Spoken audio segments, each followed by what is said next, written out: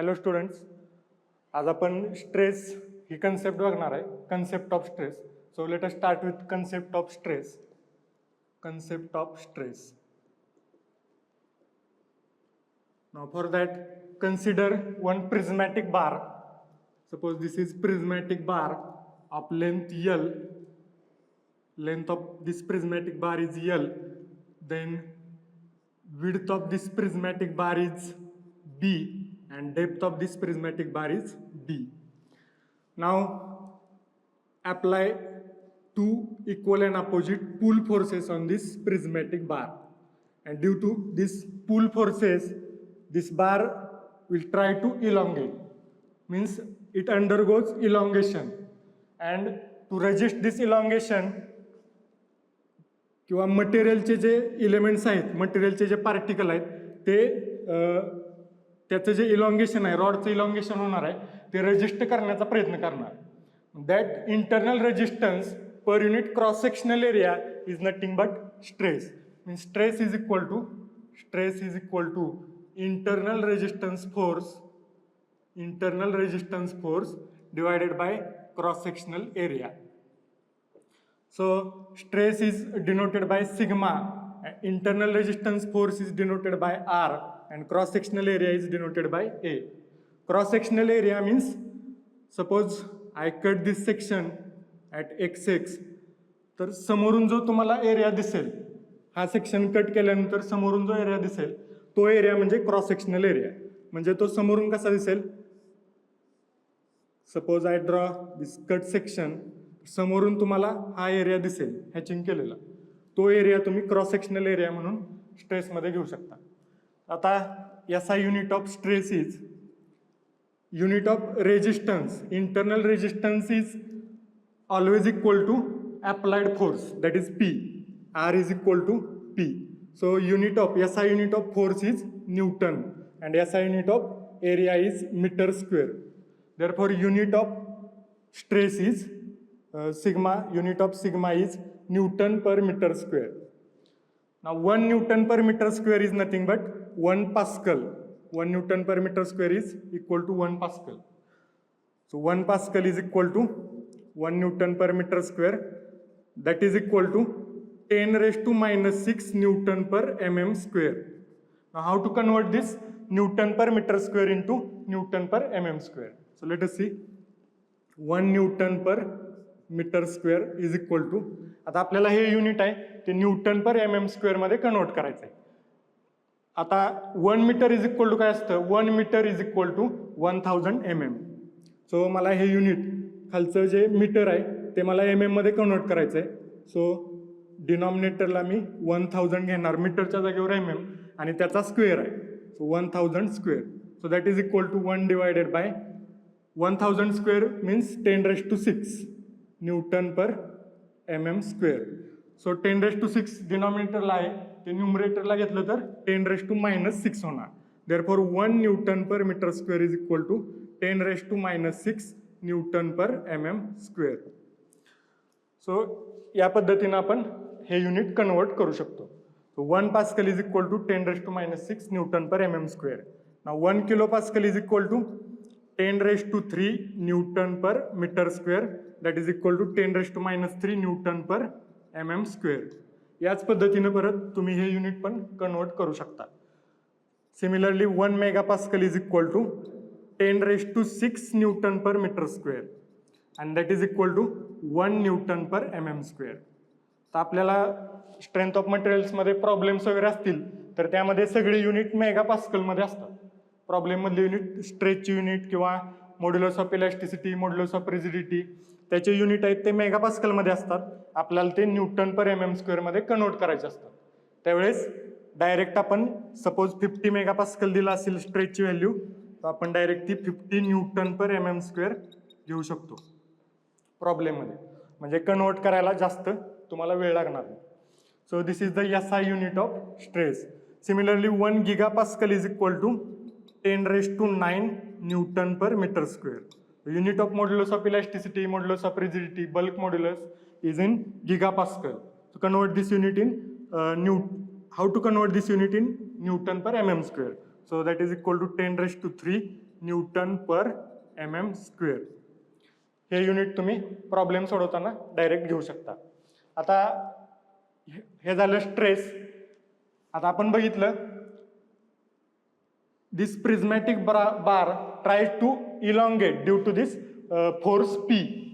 आता ते elongation, suppose elongation झालं तर इलॉंगेट किती होणार? सपोज लिनियर इलॉंगेशन झालं डेल्टा एल, मीन्स लिनियर जे डायमेन्शन आहे ते जर चेंज झालं तर ते किती होणार change? Delta L.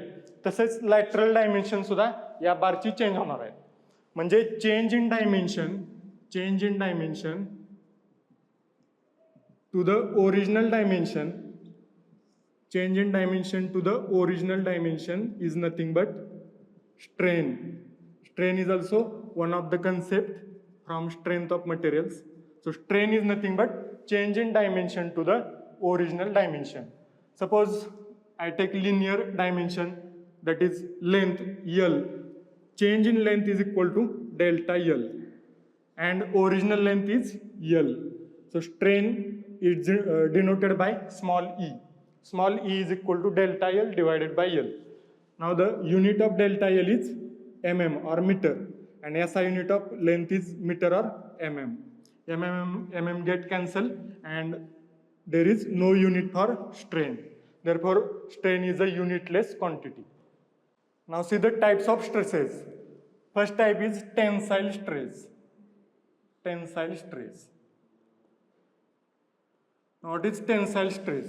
If two equal and opposite, if this is prismatic bar of length L, and if two equal and opposite pull forces acting on this machine element, if two equal and opposite pull forces acting on this machine element, then the stress induced is called as tensile stress, and it is denoted by sigma T. So sigma T is equal to this force P divided by cross-sectional area, and the SI unit of tensile stress is newton per meter square. आणि आपण प्रॉब्लेम्समध्ये कोणतं unit use करतो? Newton पर mm square. So tensile stress म्हणजे काय? जर पुल forces act होत असतील मशीन एलिमेंटवर तर स्ट्रेस इंड्यूस होतोय, त्याला टेन्साईल स्ट्रेस असं म्हणायचं. Second type is compressive stress. Compressive stress.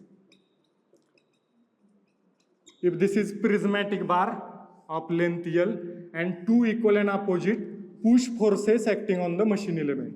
If two equal and opposite push forces acting on the machine element, then the stress induced is called as compressive stress, and it is denoted by sigma C. So sigma C is equal to this force P divided by cross-sectional area A, and the SI unit of compressive stress is again Newton per meter square. आणि आपण problem मध्ये use करतो newton per mm square. Now the third type is shear stress or direct shear stress.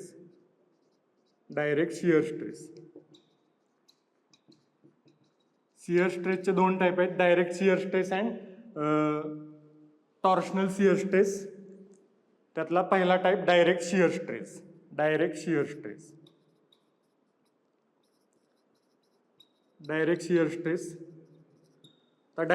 Stress म्हणजे काय? Suppose this is machine element and this is a resisting plane. If this is a resisting cross section and if force acting tangential to this cross section, if force acting across this cross section or tangential to this cross section, then the stress induced in this machine element is called as direct shear stress. This force is called as tangential shear force. So direct shear stress, it is denoted by tau, and tau is equal to tangential shear force divided by this resisting area. So therefore tau is equal to F divided by resisting area A.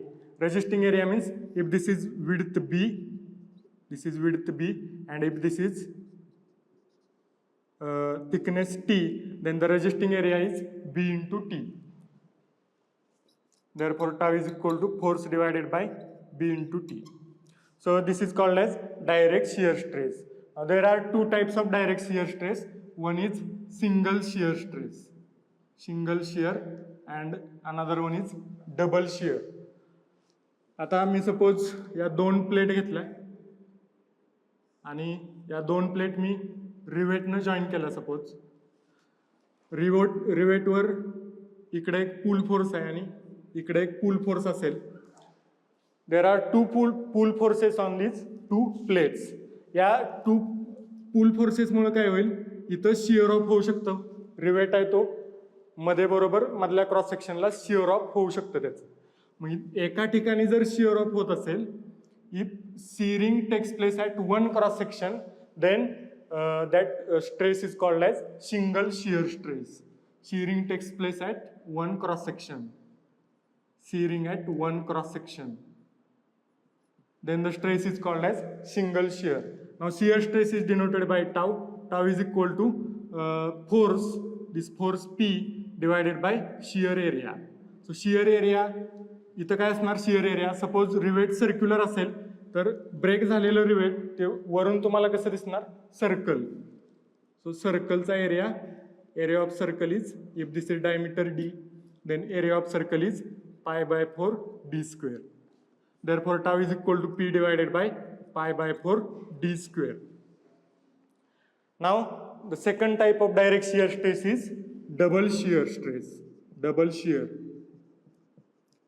त्यासाठी मी example घेतो. 3 plate suppose असतील, 3 plate, आणि त्या जर मी रिवेटनं join केल्या, rivet, आणि या प्लेटवर सपोज P/2 फोर्स आहे, या प्लेटवर P/2 आणि या प्लेटवर आहे P. आता या फोर्समुळं जर शिअर ऑफ झालं तर या सेक्शनला एक होईल आणि या सेक्शनला.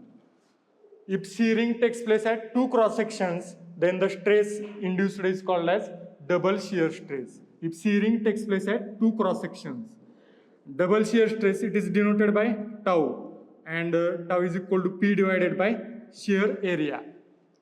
आता हा शिअर एरिया वरून जर तुम्ही बघितलं कट झालेला क्रॉस सेक्शन तर तो तुम्हाला सर्कल दिसेल, पण 2 ठिकाणी सर्कल दिसतील, इथलं एक आणि इथलं एक.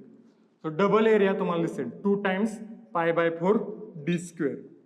So shear area is 2 times π/4 d square. Therefore tau is equal to 2 times π/4 d square. So this is called as double shear. Now the second type of shear stress is torsional shear stress. Torsional shear stress.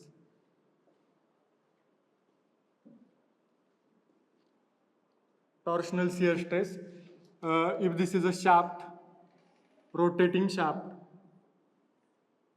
Rotating shaft means twisting moment is acting on that shaft. Twisting moments means torque. Torque जर act होत असेल एखाद्या rotating शाफ्टवर तर त्या शाफ्टमध्ये कोणता stress असतो, twisting किंवा torsional shear stress. Twisting मोमेंटमुळे जो स्ट्रेस इंड्यूस होतो त्याला टॉर्शनल शिअर स्ट्रेस म्हणायचं. If torque or twisting moment is acting on a machine element then the stress induced is called as torsional shear stress. So torsional shear स्ट्रेससाठी torsional formula आहे strength of मटेरियल्समध्ये. So torsional formula काय आहे, T divided by IP is equal to tau divided by R is equal to G theta divided by L. So this T means torque और twisting moment, torque और twisting moment, and the unit of torque is newton meter. आपण या फॉर्म्युल्यामध्ये unit newton MM मध्ये वापरतो. सो न्यूटन MM मध्ये कन्वर्ट करायचं. This IP is called as polar moment of inertia. Polar moment of inertia. Polar moment of inertia. Polar moment of inertia means IP is equal to IXX, moment of inertia about x-axis plus moment of inertia about y-axis. हे IP आपण इथं put करू शकतो. Then tau is nothing but torsional shear stress. Torsional shear stress. And the unit of torsional shear stress is again Newton per meter square or Newton per mm square. And the unit of this polar moment of inertia is mm raised to 4. Then R is a radius of shaft. Radius of shaft. Radius of shaft is in mm. Then this G is nothing but modulus of rigidity. Modulus of rigidity. modulus of rigidity, SI unit of modulus of rigidity is Newton per mm square or Newton per meter square. Then theta is angle of twist, and the unit of angle of twist is radian. Degree मध्ये असेल तर ते तुम्ही radian मध्ये convert करायचं आहे. How to convert unit from degree to radian. So degree मध्ये जर दिलं असेल, सपोज 30 डिग्री असेल, ते रॅडियन मध्ये कन्वर्ट करायचं असेल तर काय करावं लागेल, 30 इंटू पाय बाय 180 हे होणार तुमचं रॅडियन. रॅडियन मध्ये इथं व्हॅल्यू पाहिजे. आणि यल म्हणजे length of shaft, the length of shaft is in mm. So हा फॉर्म्युला यूज करून आपण या शाफ्टमधील टॉर्क किंवा जर डायमीटर फाइंड करायचा असेल शाफ्टचा वगैरे डिझाईनमध्ये तर तो आपण फाइंड करू शकतो. शाफ्टच्या डिझाईनमध्ये हा फॉर्म्युला महत्त्वाचा आहे. So this is torsional shear stress. Now the second type, another one type is bending stress. आता आतापर्यंत आपण स्ट्रेसचे टाइप कसे बघितले, ॲक्सिसवर जर लोड अप्लाय होत असेल तर टेन्साईल स्ट्रेस और कॉम्प्रेसिव्ह स्ट्रेस. ॲक्सिसला परपेंडिक्युलर म्हणजे ट्रान्सवर्स किंवा टेंजन्शियल फोर्स अप्लाय होत असेल तर डायरेक्ट शियर स्ट्रेस. टॉर्क और ट्विस्टिंग मोमेंट जर ॲक्ट होत असेल मशीन एलिमेंटवर तर टॉर्शनल शियर स्ट्रेस. तसंच बेंडिंग स्ट्रेस कुठे येतो, suppose this is beam, simply supported beam, and if this is load acting on a beam, suppose P is a load acting on a beam. आता हे सगळे stress कसे आहेत, transverse आहे, म्हणजे बीमचा ॲक्सिस असा आहे, हॉरिझॉन्टल आहे आणि त्याला परपेंडिक्युलर जर स्ट्रेस असतील ट्रान्सवर्स स्ट्रेस तर काय होणार, या बीमवर बेंडिंग मोमेंट ऍक्ट होणार, bending moment. And due to bending moment stress induced due to bending moment is called as bending stress. आणि त्यासाठी सुद्धा एक फॉर्म्युला आहे, फ्लेक्झरल फॉर्म्युला किंवा बेंडिंग इक्वेशन म्हणायचं त्याला. तर ते इक्वेशन असं आहे, M divided by I is equal to sigma B divided by Y is equal to E divided by R. This M is called as bending moment. M is nothing but bending moment. And the unit of bending moment is newton mm और newton meter. SI unit is newton meter. आता bending moment maximum कशी find करायची, suppose simply supported beam असेल तर moment at both the ends is equal to 0. Moment at both the ends means at point A and at point B is equal to 0. At point C moment will be maximum. At point C moment will be maximum. So या पॉइंटला आपण moment find करायची. Suppose the length of beam is L and this is L by 2. Suppose this load is acting at the center of the beam, then this length is L by 2. Then moment is equal to, M is equal to, moment means what? Force into perpendicular distance. आता हा जर P force act होत असेल तर याच्या reaction simply सपोर्टेडला काय असणार, P/2 आणि P/2. तर इथं मोमेंट घ्यायची असेल तर कशी घ्यायला लागणार, फोर्स इंटू त्याचं perpendicular distance means P/2 into L/2. P/2 into L/2 is equal to काय येणार, P into L divided by 2 into 2 4 PL/4. तो ती मोमेंट तुम्ही इथं फॉर्म्युलामध्ये यूज करू शकता. Then I is nothing but moment of inertia. आता मोमेंट ऑफ इनर्शियाचे पण प्रत्येक सेक्शनसाठी वेगळे फॉर्म्युले आहे. If circular section is there, for circular section moment of inertia I is equal to pi by 64 d raised to 4. If rectangular section is there and if this is a width b and if this is depth d, then moment of inertia is equal to bd cube divided by 12. So असे प्रत्येक सेक्शनसाठी moment ऑफ इनर्शियाचे वेगळे फॉर्म्युले आहेत, ते तुम्ही use करून ते इथं वापरू शकता. मोमेंट ऑफ इनर्शियाचं युनिट आहे mm⁴. Then sigma B is nothing but bending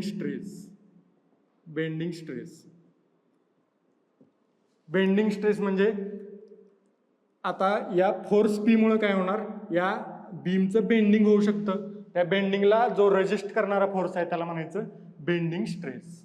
resistance to bending moment is called as bending stress. and unit of bending stress is in Newton meter square, Newton per meter square or Newton per mm square. Then this y is distance of extreme fiber, distance of extreme fiber from neutral axis. आता जर suppose circular section असेल, if this is circular section, then central axis is called as neutral axis.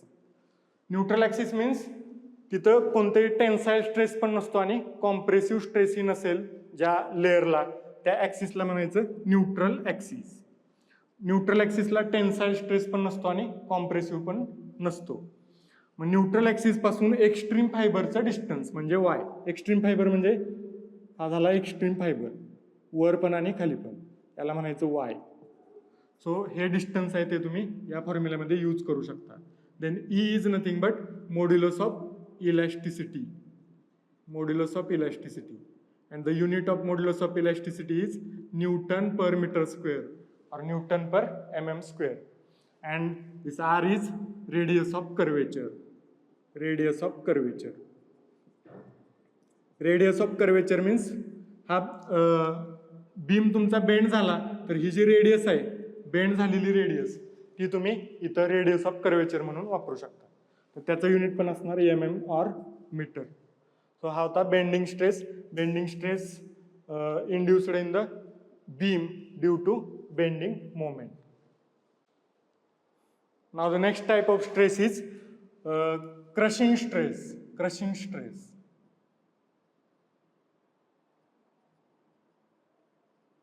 तर crushing stress म्हणजे काय बघा, suppose दोन machine element आहेत, त्याच्यामध्ये जर फिट असेल, त्यांच्यामध्ये जर फिट असेल कायमस्वरूपी, तर त्यामुळे जो स्ट्रेस इंड्यूस होतो इलेमेंटमध्ये त्याला म्हणायचं crushing stress. Suppose this is one element and this is another machine element, आणि यांच्यामध्ये जर फिट असेल तर त्या स्ट्रेसला म्हणायचं crushing stress. Suppose this is load P, आणि या पी फोर्समुळे दोघांच्यामध्ये फिट असेल, म्हणजे रिलेटिव्ह मोशन कोणती नसेल दोन्ही एलिमेंटमध्ये. If there is no relative motion between two elements, then the stress induced in the machine element is called as crushing stress. आता त्यामध्ये एरिया कोणता घ्यायचा? Crushing stress is denoted by sigma C. Sigma C is equal to this load P divided by crushing area. Crushing area इथं काय घ्यायचा? Crushing area projected area, म्हणजे दोन machine element कॉन्टॅक्टमध्ये असतील त्यांचा प्रोजेक्टेड एरिया म्हणजे हा area.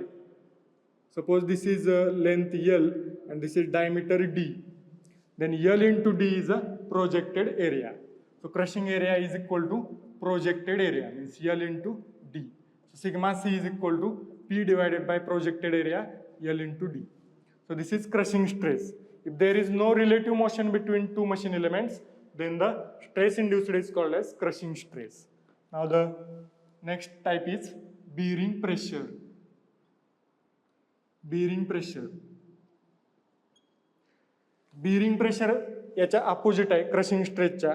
If there is relative motion between to machine elements, जर रिलेटिव्ह मोशन असेल दोन मशीन एलिमेंटमध्ये, तर जो स्ट्रेस इंड्यूस होतो त्याला bearing pressure म्हणायचं.